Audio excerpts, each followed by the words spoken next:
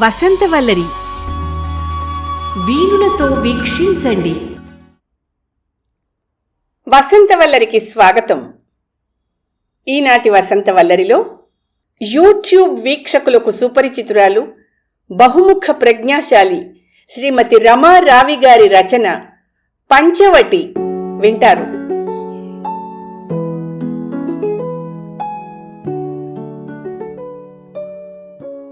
పార్కింగ్లోకి చకచక అడుగులు వేస్తూ హాస్పిటల్కి బయలుదేరుతున్నాడు ప్రకాశం. వెనకాల నుంచి ఛాయ, ఈరోజైనా వాళ్లతో మాట్లాడండి అంది. ఏంటోయ్, ఎంతసేపు మాట్లాడు మాట్లాడు అని చంపుతావు? అసలే సర్జరీలతో ఊపిరి ఆడట్లేదు. ఇవాళున్న బిజీ షెడ్యూల్లో నేను ఫోన్ కోసం టైం తీయలేను. అదేదో నువ్వే మాట్లాడేయచ్చు కదా అన్నాడు ప్రకాశం. నేనేం మాట్లాడతానండి? ఆ ఇల్లేమో మీ తాతగారిది, మాట్లాడాల్సిన వాళ్లేమో మీ అత్తయ్య కొడుకులు, పైగా వాళ్ళకి నేను పెద్ద గయ్యాళినని అభిప్రాయం అంది ఛాయ. అందులో అనుమానమే ఉందిలే అన్నాడు నవ్వుతూ ప్రకాశం కారెక్కేస్తూ. ఈ శకలే వద్దనేది. ప్లీజ్ ఒక 10 నిమిషాలు ఖాళీ చేసుకుని ఫోన్లో మాట్లాడండి. అదేదో వాళ్ళని ఉద్ధరిస్తున్నాం అనుకోకండి, మనకీ ఉపయోగమే అంటూ వీడ్కోలుగా చెయ్యి ఊపింది. డాక్టర్ ప్రకాశరావు తాతగారికి సిటీ నడుబొడ్డున ఉన్న పాత కాలనీలో ఒక పెద్ద ఇల్లుంది. తన 5 సంతానానికి గుర్తుగా ఆయన ఆ ఇంటికి పంచవటి అని పేరు పెట్టుకున్నారు. వటవృక్షాలైతే లేవు గాని మొదట 5 మామిడి మొక్కలతో మొదలుపెట్టి ఆ ఇంట్లో పుట్టిన మనవాళ్లందరి పేరుతోటి తలా ఒక చెట్టు నాటారు. అవన్నీ ఇప్పుడు మహావృక్షాలయ్యాయి. అన్ని చెట్ల మధ్య ఆ ఇల్లు నిజంగానే పంచవటిలాగానే ఉంటుంది. ప్రకాశం తండ్రి, బాబాయి కాకుండా 3 మేనత్తలున్నారు. నిజానికి పంచవటిలో 5 వాటాలు పడినప్పటికీ పెద్ద మేనత్తలు 2 కాలం చేశాక వాళ్ళ పిల్లలు 4 అమెరికాలో సెటిల్ అయి తమ తల్లుల వాటాకి రావలసిన స్థలాన్ని చిన్న అంగవైకల్యం ఉన్న ఆఖరి పినతల్లి పిల్లలకి ఇచ్చేయమని చెప్పేశారు. ఆ మేరకు సంతకాలు కూడా పెట్టేశారు. ప్రకాశం వాళ్ళ బాబాయ్ అవివాహితుడుగా ఉండిపోయి ఇటీవలే హంపి విద్యారణ్య మఠంలో చేరిపోయారు. వెళ్తూ వెళ్తూ ఆ స్థలంలో ఏమైనా మళ్ళీ ఇల్లు కట్టుకుంటేనే ఇష్టం గాని ఒకవేళ అమ్మేస్తే ఎంతో కొంత డబ్బు మఠానికి ఇవ్వరా అని ప్రకాశానికి చెప్పారు. జనరల్ సర్జన్గా ప్రకాశానికి 24 గంటలు సరిపోనంత ప్రాక్టీస్ ఉంది. అతని చిన్నతనమంతా పంచవటిలోనే గడిచింది. మేడ మీద గదిలో చదువుకునేవాడు. ప్రశాంతంగా ఉండే ఆ పాతకాలపు ఇల్లంటే అతనికి ఎంతో ఇష్టమైనా కూడా ఇప్పుడు అక్కడ ఉండే వెసులుబాటు లేదు. భార్య ఛాయ అత్తమామలకి ఏకైక పుత్రిక కావడం వల్ల, ఆమెకు తొలికాన్పులోనే 3 పిల్లలు కలగడం వల్ల వాళ్ల పెంపకం ఒక్కతే చెయ్యలేదని అత్తవారి ఇల్లున్న జీడిమెట్లలోనే ఇంచుమించు ఇల్లరికంలాగా ఉండిపోయాడు. తల్లి తండ్రి ఉండగా అటూ ఇటూ తిరుగుతూ ఉండేవాళ్లు. వాళ్ళు గతించారు. పంచవటినే అంటిపెట్టుకుని ఉండే బాబాయ్ హంపి వెళ్ళిపోయాడు. ఇప్పుడు ఆ ఇంటికి వెళ్లే అవకాశం రావడం లేదు. పిల్లలు 3 పెద్ద చదువులకు వచ్చేశారు. దాంతోపాటు అత్తమామలు కూడా పెద్దవాళ్ళయ్యారు. వాళ్ళకిప్పుడు కూతురు అవసరం ఎక్కువ. ఊరవతల ఉన్న జీడిమెట్ల నుంచి ప్రకాశం ఏ హాస్పిటల్లో తన అవసరం ఉంటే అక్కడికి వెళ్లడం అలవాటు చేసేసుకున్నాడు. హైదరాబాదులోనే ఉన్న ఆఖరి మేనత్త రాధమ్మని మాత్రం అప్పుడప్పుడు కలిసేవాడు. మంచి ఉద్యోగాల్లో స్థిరపడిన ఆమె కొడుకులిద్దరూ పంచవటికి మంచి బేరం తెచ్చారు.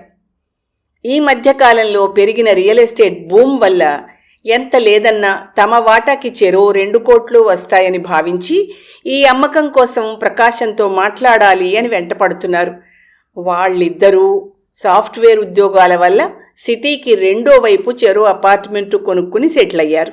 పంచవటిలో ఉండేవాళ్లు లేరు. దానివల్ల ఎవరికీ ఉపయోగం లేకపోవడం వల్ల అమ్మేస్తే 3 వాటాల్లో 2 తమవే కనుక తన తండ్రి ఇస్తానన్న డబ్బుతో ఇది కూడా కలిపి పిల్లల 3కి ఏదైనా మంచి ఏర్పాటు చెయ్యొచ్చని ఛాయ కూడా ఆసక్తి చూపిస్తోంది. నిజానికి అది అమ్మకపోయినా వాళ్లకి గాని వీళ్లకి గాని వచ్చిన పెద్ద ఇబ్బందేమీ లేదు. ఆస్పత్రికి చేరిన ప్రకాశం ఉదయం చేయాల్సిన ఆపరేషన్ల వ్యవహారాన్ని ముగించుకుని లంచ్ బ్రేక్లో రాధత్త పెద్ద కొడుకు రోహిత్కి ఫోన్ చేశాడు. ఓ 15 గంటలో రోహిత్, శరత్ ఇద్దరూ ప్రకాశాన్ని కలుసుకున్నారు. ఎవరెవరు ఎంతెంత రేట్లు ఇస్తామంటున్నారు, ఎంత వైటు ఎంత బ్లాకు, మీకెంత మాకెంత, ఇవన్నీ మాట్లాడుకున్నాక రేపు ఆదివారం ఓసారి రా బావా, అమ్మ కూడా నిన్ను చూడాలనుంది అంటోంది అని చెప్పి వెళ్ళిపోయారు.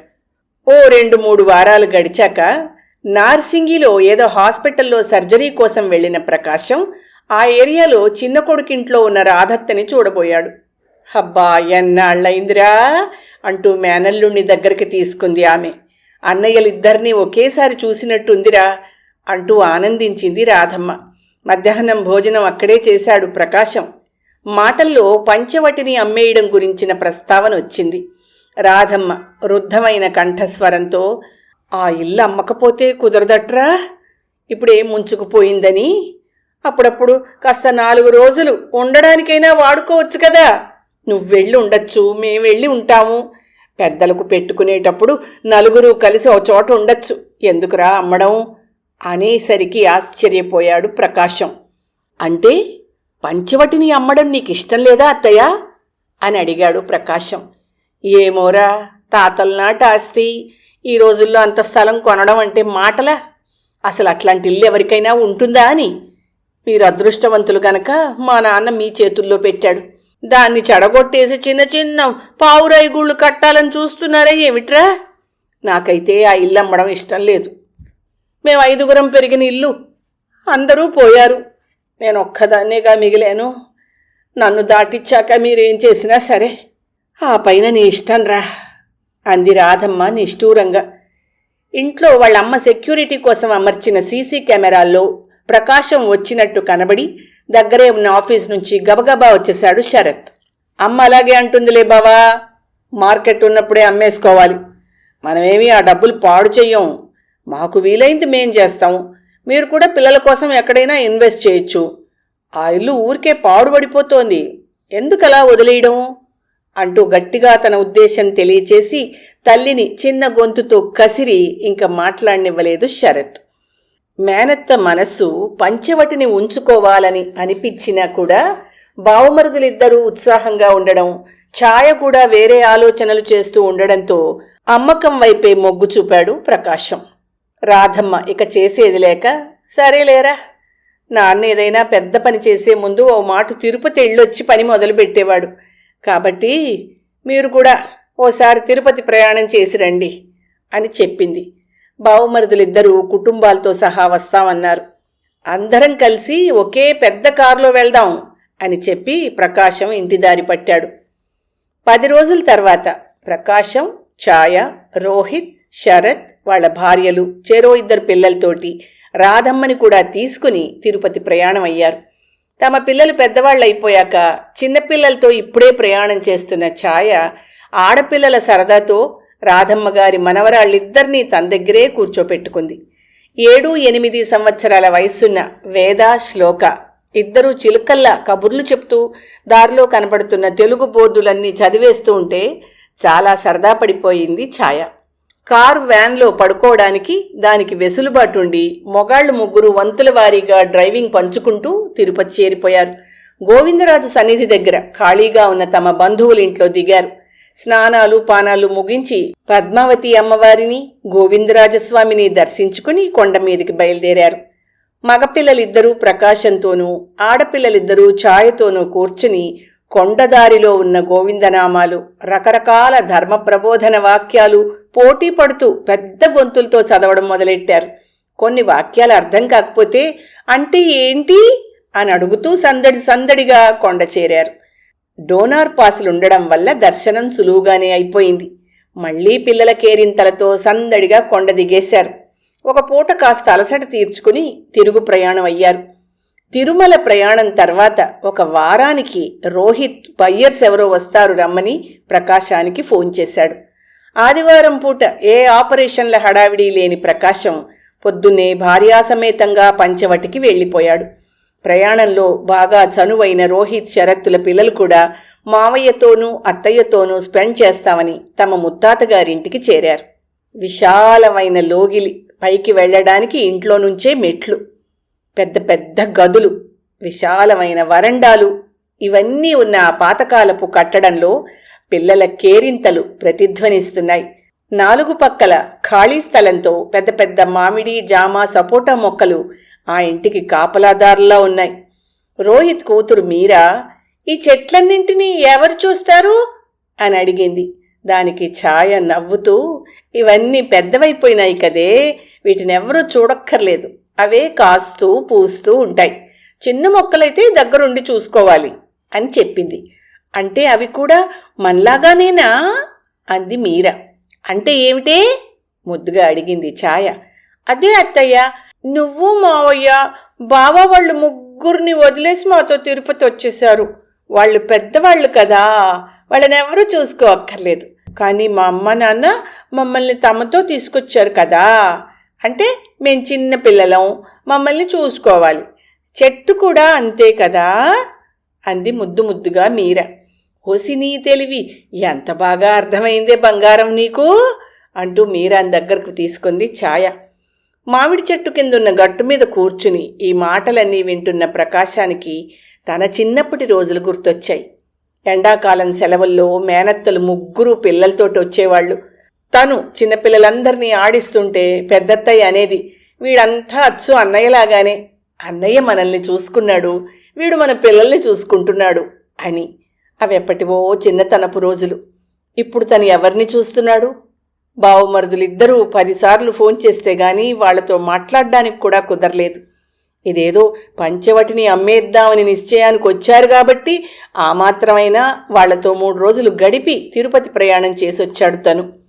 రేపు ఇల్లు అమ్మేస్తే ఇలా ఎప్పుడైనా ఒక్కరోజైనా కుటుంబం మొత్తం కలిసే అవకాశం ఇక రాదేమోనని అనిపించింది ప్రకాశానికి. ఆ ప్రయాణం వల్ల మేనత్త మనవలు మావయ్య అత్తయ్య అంటూ ఆపేక్షగా ఉన్నారు. ఇక ముందు ముందు ఇలాంటిది జరగదేమో. తన కొడుకులు కూడా వీళ్ళని చూసి ఊరికే హాయ్ అని చేయి ఊపుతారు, కానీ పెద్ద చనువుగా ఉండరు. ఇక ముందు ముందు ఆ మాత్రం కూడా ఉండకపోవచ్చు. ఇలా ఆలోచనలు తరంగాలుగా ముంచెత్తుతున్నాయి ప్రకాశాన్ని. ఇంతలో జామ చెట్టెక్కి కాయలు కోస్తున్న రోహిత్ కొడుకు మావయ్య క్యాచ్ అంటూ ఒక దూర జామకాయని ప్రకాశం మీదకి విసిరాడు. చిన్నప్పుడు రోహిత్ కూడా ఇలాగే ఈ చెట్టెక్కి దాని మించి పడిపోయింది గుర్తొచ్చింది ప్రకాశానికి. పడిపోతావురా అంటూ గబగబా చెట్టు దగ్గరకు వచ్చాడు. అట్టే ఎత్తులేని కొమ్మ మీద కూర్చున్న పృథ్వీ మావయ్య క్యాచ్ అంటూ చెట్టు మించి అమాంతం ప్రకాశం మీదకి దూకాడు. యువతల ఉన్న వాళ్ళంతా గాబరా పడ్డారు. కానీ ప్రకాశం వాణ్ణి గట్టిగా పట్టుకున్నాడు. రోహిత్ ఇలాగే తన తండ్రి మీదకి దూకేవాడని జ్ఞాపకం వచ్చింది ప్రకాశానికి. అదే సమయానికి అక్కడికి వచ్చిన రోహిత్ని కూడా ఆ జ్ఞాపకమే కదిలించింది. దగ్గరకొచ్చి, నీకు గుర్తుందా బావా, నన్ను కూడా ఇలాగే మావయ్య పట్టుకునేవారు అంటూ ప్రకాశాన్ని కౌగలించుకున్నాడు. ఇద్దరికీ పాత జ్ఞాపకాలతో కళ్ళనీళ్లు తిరిగాయి. ఓ 2 గంటలు గడిచాక ఆ ఇల్లు కొనడానికి సిద్ధంగా ఉన్న కుటుంబం కూడా వచ్చారు.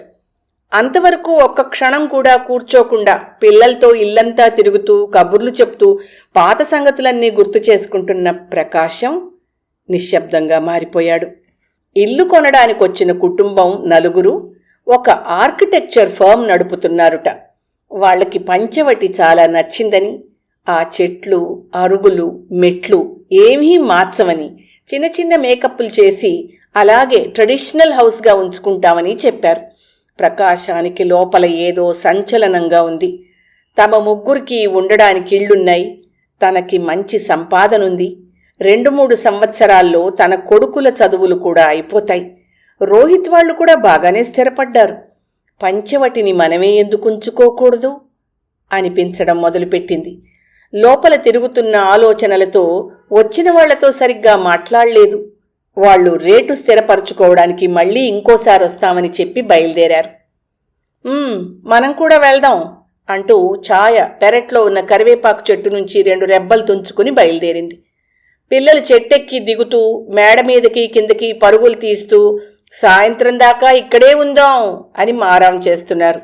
బావా, భోజనాలు ఇక్కడికి తెప్పిస్తాను, తినేసి వెళ్ళిపోవచ్చు అన్నాడు శరత్ స్విగ్గీలో ఆర్డర్ చేస్తూ. భోజనాల హాల్లో ఉన్న పాతకాలపు బల్ల మీద పదార్థాలన్నీ సర్దుకుని కూర్చుని కలిసి భోజనం చేశారు. వచ్చినప్పటి నుంచి హాల్లోనే కూర్చునున్న రాధమ్మ భోజనాల బల్ల దగ్గర కూర్చుని, ఇక ఇదే ఆఖరి తిండిరా ఈ ఇంట్లో అంటూ కళ్ళనీళ్లు పెట్టుకుంది. ఏమిటమ్మా నువ్వు నీ సెంటిమెంటు అంటూ శరత్ రోహిత్ తల్లిని సర్దబోయారు. ఎంగిల్ చేత్తో లేచిన ప్రకాశం మేనత్తని దగ్గరకు తీసుకున్నాడు. ఇదేం ఆఖరిది కాదులే రాధత్త, మన పంచవటిని ఎవ్వరికీ ఇవ్వం అన్నాడు. నువ్వు కూడా ఏంటి బావా అమ్మతో అంటూ శరత్ ఆ మాట దాటించబోయాడు. కానీ ప్రకాశం ఒప్పుకోలేదు. లేదురా, మనం పంచవటిని అమ్మొద్దు. మన తాతగారు కట్టిన ఇల్లు ఎంతో బావుందని వాళ్ళెవరో ఇలాగే ఉంచుకుంటాము అంటుంటే మనకేం తక్కువైందని దీన్ని వదిలేసుకోవాలి? ఎంత విశాలమైనవైనా అపార్ట్మెంట్లలో ఈ సౌఖ్యం రాదు. పిల్లలు చూడు ఎంత హాయిగా ఆడుకుంటున్నారో. కనీసం నెలకొకసారైనా వాళ్ళని ఇక్కడ ఆడుకోనిద్దాం. వాళ్ళకు అవసరమైనప్పుడు మా పిల్లలు దీన్ని గెస్ట్ హౌస్గా వాడుకుంటారు. మనం కూడా పండగలకి పబ్బాలకి ఇక్కడే కలుద్దాం. ఎవరు ఏ పార్టీ చేసుకోదలుచుకున్నా ఇక్కడే చేసుకుందాం. పంచవటికి ఏ రిపేరు అక్కర్లేదు. కాస్త రంగులేస్తే మన చిన్నప్పట్లా మళ్ళా కొత్తగా అయిపోతుంది. దీన్ని వేళ ఇన్వెస్ట్ చేద్దామని అనుకోవద్దు. ముగ్గురి దగ్గర 3 తాళాలు పెట్టుకుందాం. మనం మన స్నేహితులతో గడపడానికి కూడా వాడుకోవచ్చు.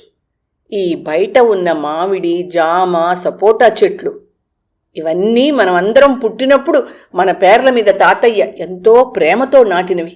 వెనక పెరట్లో కరివేపాకు, మాను సంపెంగి, నిమ్మ, దబ్బా చెట్లన్నీ నానమ్మ పెట్టినవి. మనం ముగ్గురం ఇక్కడున్నాం. అమెరికాలో ఉన్న సంపత్ వాళ్ళు 4 కూడా ఎప్పుడైనా ఇండియా వస్తే వాళ్ళకి ఈ ఇల్లు ఆసరాగా ఉంటుంది. వాళ్ళ ఆస్తి మీద హక్కులు వదిలేసుకున్నారు, కానీ ఆపేక్ష కాదు గదా. అర్థం చేసుకోండ్రా అన్నాడు ప్రకాశం. మతాబులాగా వెలుగుతున్న ముఖంతో రాధమ్మ మేనల్లుడి తలమీద 2 చేతులు పెట్టి చల్లగా ఉండరా నాయనా అంది. ఛాయకి ఏం మాట్లాడాలో తెలియలేదు. సాధారణంగా తానన్న ఏ మాటకి అడ్డం చెప్పని ప్రకాశం అంత ఖచ్చితంగా తన నిర్ణయం తెలియచేసేసరికి ఇక ఎదురు మాట్లాడలేకపోయింది. నిజమే, మనకేం తక్కువ? ఈ ఇల్లు అమ్మేసి ఏవో కొనకపోతే తన కొడుకులకు కుదరదా అని సరిపెట్టుకుంది. పంచవటిని అమ్మేసి ఊరు చివర 10 ఎకరాలు కొనడానికి ఏర్పాటు చేసుకున్న అన్నదమ్ములిద్దరూ సమాధానపడలేకపోయారు. కానీ బావకి ఎదురు చెప్పలేకపోయారు. తమకి వచ్చిన పొలం కొనే ఆఫర్ని నిదానంగా ప్రకాశానికి తెలియచేశారు. ఆ మాటలు వినగానే ఛాయ, దాందే ఉంది, మీ దగ్గర ఎంతుంటే అంత పెట్టండి, మిగిలింది మేము సర్దుతాం, 3 భాగాలుగా కొనుక్కుందాం. మా నాన్నగారు ఎప్పటినుంచో ఫిక్స్డ్లో ఉన్న డబ్బులు తీసి తాము ఉండగానే పిల్లలకి ఏదైనా కొనమని అంటున్నారు. అదేమిటో ఇక్కడే చేద్దాం. మన తర్వాత మన పిల్లలు కలుసుకోవడానికి ఆ పొలం ఆసరాగా కూడా ఉంటుంది. కుదిరితే ఏదైనా చిన్న ఫామ్ హౌస్ లాగా ఏర్పరచుకుందాం. 3 కుటుంబాలు వాడుకోవచ్చు కదా అంటూ అన్నదమ్ములిద్దరినీ ఉత్సాహపరిచింది. అనుకోకుండా వచ్చిన ఈ ఆలోచనకి, తమకవసరమైన డబ్బు సర్దుతామన్న ఆ ఆఫర్కి శరత్, రోహిత్ ఇద్దరూ డంగైపోయారు. యు ఆర్ అమేజింగ్ అక్కయ్య అంటూ చేతులు పట్టుకుని ఊపేశారు. ఇంక మనం పంచవటిని అమ్మనట్టేగా మరి అంది ఛాయ. బావేమో వద్దంటున్నాడు, నువ్వేమో కొత్త ఆఫర్ ఇచ్చావు, ఇంకెందుకు అమ్మడం అన్నాడు శరత్. ప్రకాశం చప్పట్లు చరుస్తూ, ఇక పంచవటి మీదేనర్రా, హుర్రే అంటూ పిల్లల్ని ఉత్సాహపరిచాడు. చిన్నపిల్లలు 4 కూడా కేకలు పెడుతూ చప్పట్లు కొడుతూ, ఇంక పంచవటి మనదే అంటూ తల్లిదండ్రుల్ని పట్టుకుని ఊపేస్తూ తమ ఆనందాన్ని వ్యక్తం చేశారు.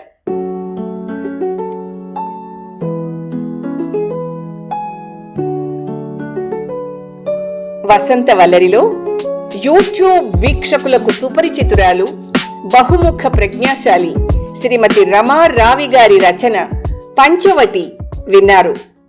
వసంతవల్లరిలో ఇవాల్టి కార్యక్రమం మీకు నచ్చిందని ఆశిస్తున్నాను. అందుకే లైక్ చేసి మీ మిత్రులకు, బంధువులకు లింక్ను షేర్ చేసి మీ అమూల్యమైన అభిప్రాయాన్ని నాకు కామెంట్ బాక్స్లో తెలియచేయమని, వసంతవల్లరికి సబ్స్క్రైబ్ చేయమని విన్నవించుకుంటూ మీ వసంతలక్ష్మి అయ్యగారికి సెలవు మరి. Thank you. వసంతవల్లరి మిత్రులు, శ్రేయోభిలాషులు, వీక్షకులు, శ్రోతలు అందరికీ ఒక విజ్ఞప్తి. గతంలో లాగానే ఎప్పటికప్పుడు నా కథలను విని స్పందన తెలియచేయమని కోరుతూ, నేను చదివిన కథ మీకు బాగా నచ్చినట్టయితే తప్పకుండా హైప్ ఆప్షన్ నొక్కి నన్ను ప్రోత్సహిస్తారు కదూ.